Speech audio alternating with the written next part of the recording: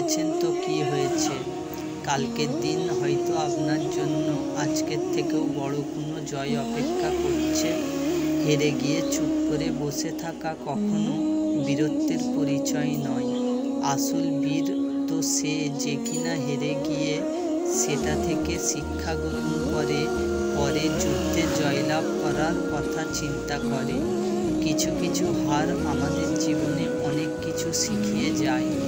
এমন হার নিয়ে কখনো কষ্ট পাবেন না, যেটা আপনার জীবনে অনেক বড় শিক্ষা দিয়ে যাবে।